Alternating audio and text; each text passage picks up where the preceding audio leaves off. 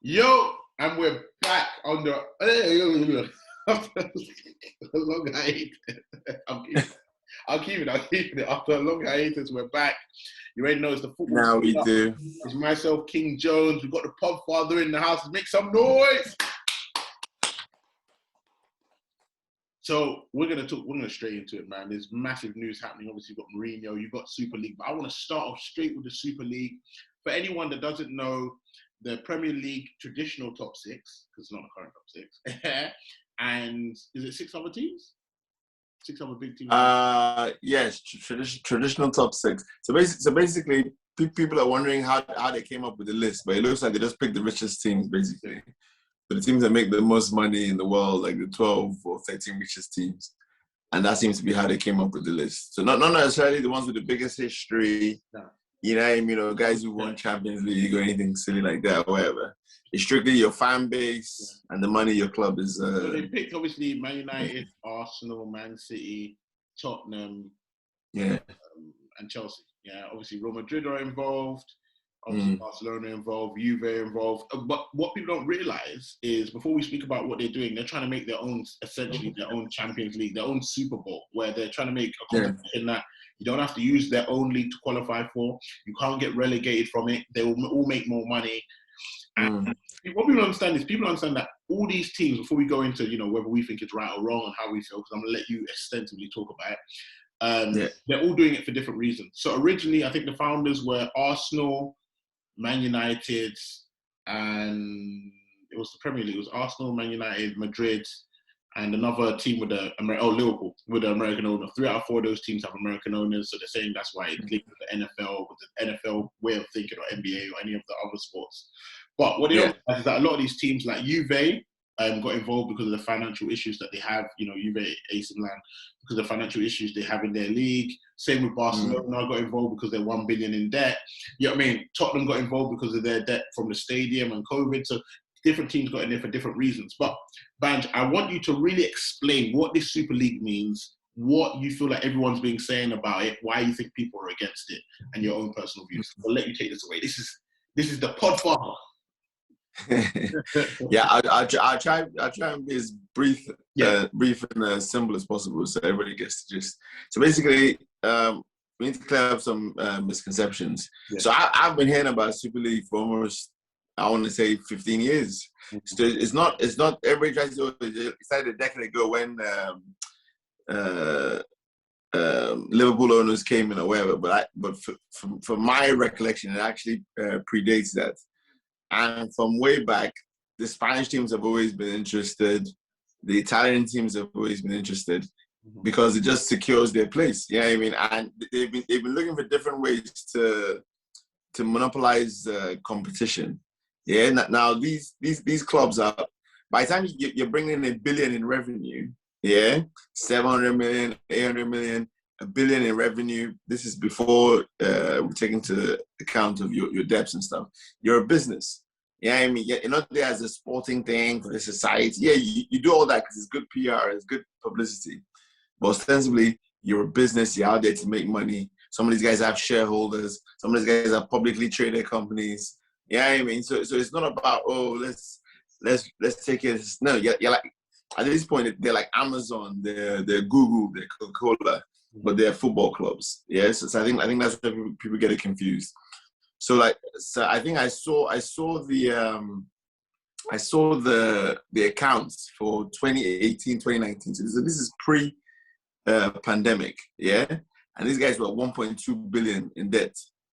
This is before COVID, yeah. If you take all the clubs, these guys and you add all their debt together, 1.2 billion, yeah. So that alone lets you know that things are about to get hectic. Now you take into the pandemic, they haven't had fans come in for a whole year. Probably TV revenue is down. It's probably going to be double. It's going to be probably like 2.4 billion. But when they announced this year's company thing, so obviously it got to a point with the wages, with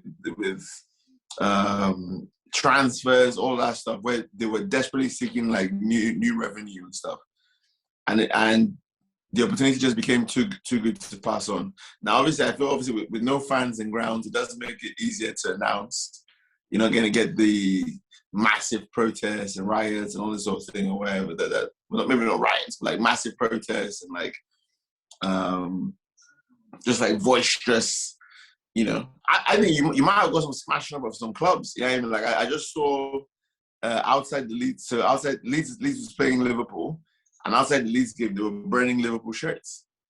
Yeah, I mean, so people have to be careful about the rhetoric that they've been doing the last 2 days. People are like, these guys are terrible. They're running football. They need to be stopped at all costs. All this sort of thing. Yeah, you keep talking like that, and then somebody gets hurt, and then everybody's like, "Oh, let's all calm down," So yes, so basically the idea is these guys want to secure their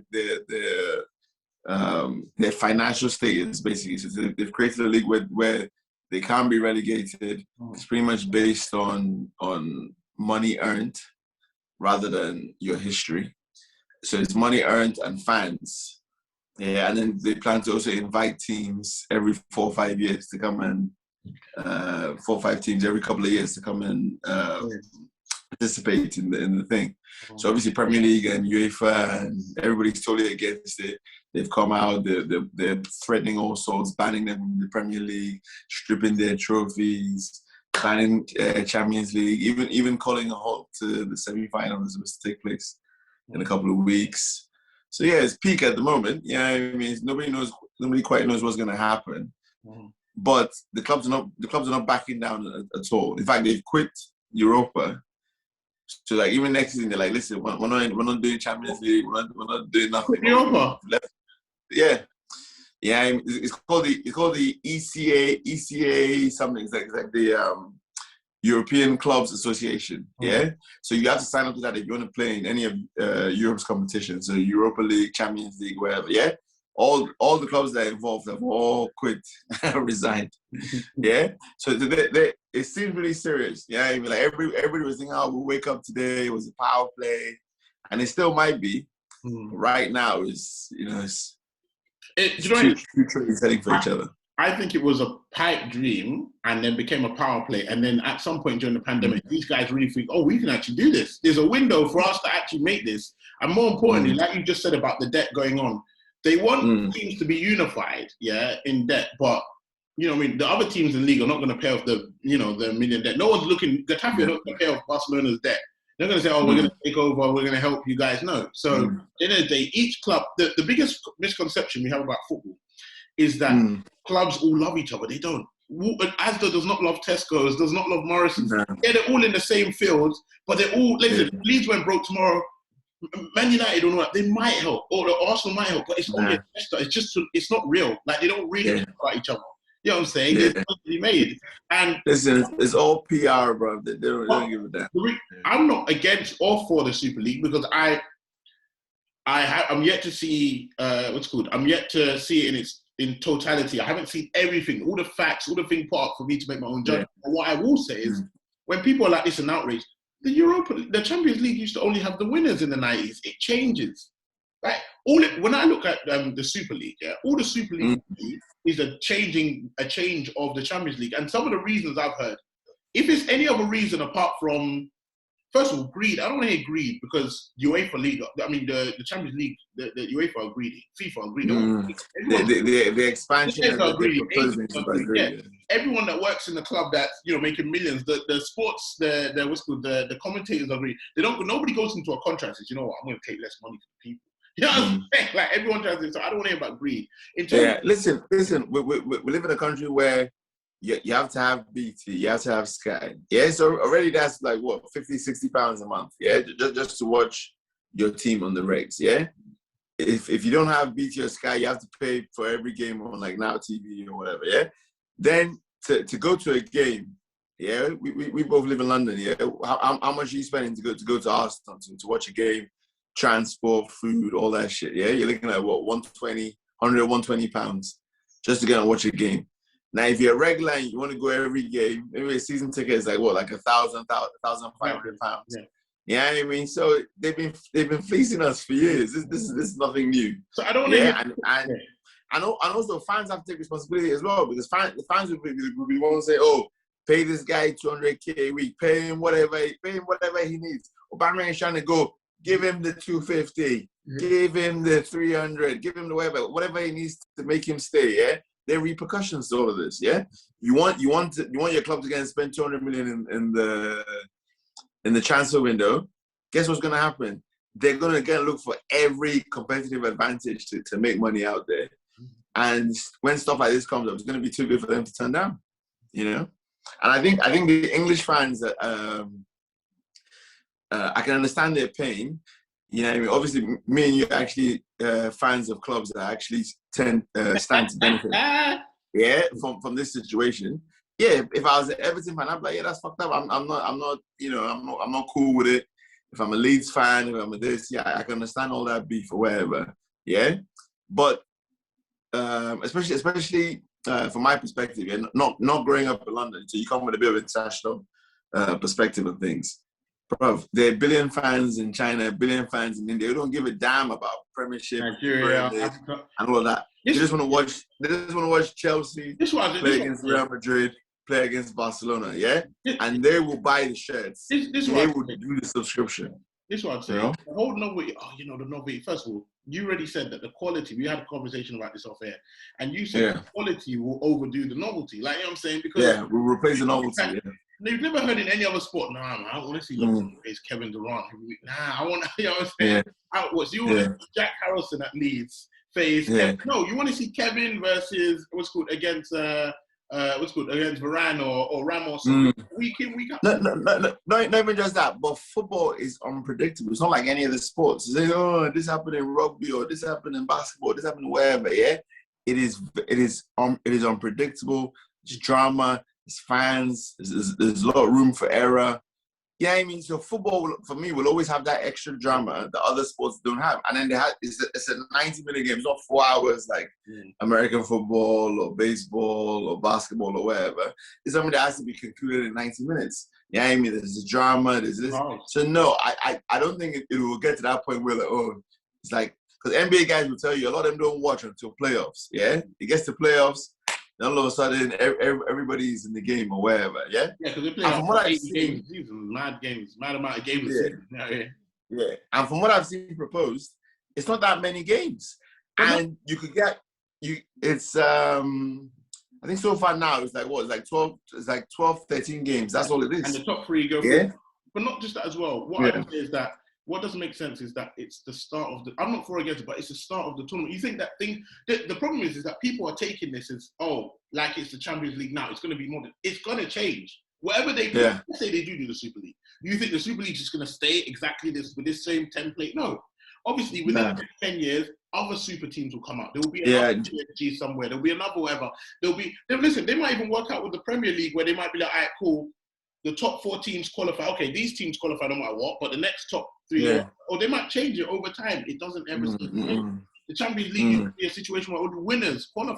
You know what I mean? It changes. Things always change, and it will change with the people. So let's say this, Let's say the people say, we hate the Super League. People stop watching it. It will change. And also, I've always felt skeptical of. I watched Jamie Carragher. I watched Gary Neville. I was disappointed. Now, I'm not disappointed because they're not passionate or whatever. I'm disappointed because I know there's 2 reasons. One, because I know that they work for Sky Sports or BT, who have all vested interests. Yeah? So I know that they have a factory in their back. So I'm always skeptical about what they're saying. 2, these guys said, you know what, racism is crazy, isn't it? I've never seen Gary Neville more passionate than the way he was yesterday. Any Black Lives Matter, I'm not even saying that, but I've never seen him more passionate. This guy said he'll stop, these people said they'll stop supporting their club. Never said that. Jamie Carragher never said anything when Suarez was being racist. He said, it's bad. Never said I was supporting Liverpool because the way they acted was terrible. But this is the reason.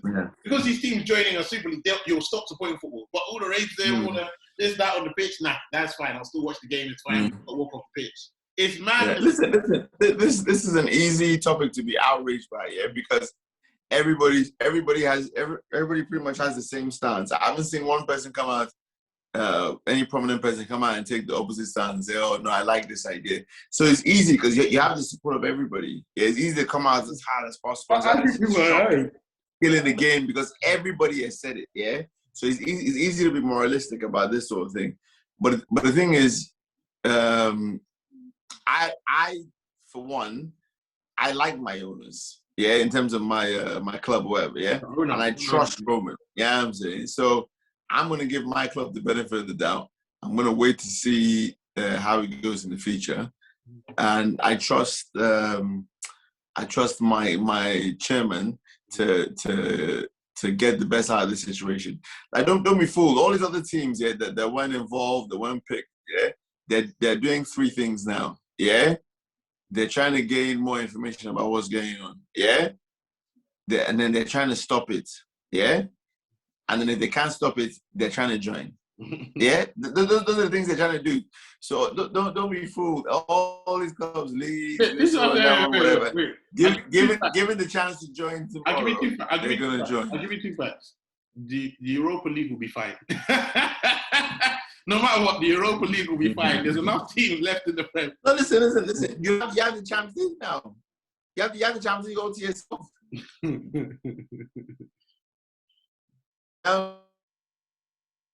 Hello, it's cutting out. Guys, cutting out right now. I can't hear you. It's cutting out. Your signal's not great. What I will say is that we are back from our hiatus. Make sure you like, share, and subscribe. Our Instagram is nonstop content. If you need to email us for no reason, it's nonstopcontent@gmail.co.uk. It's been myself, King Jones, and it's been the Podfather who's glitching. And anything you want to know about the Super League, comment below your beliefs, whether you're for or against it. Like I said before, we're not sure. Yeah, we are.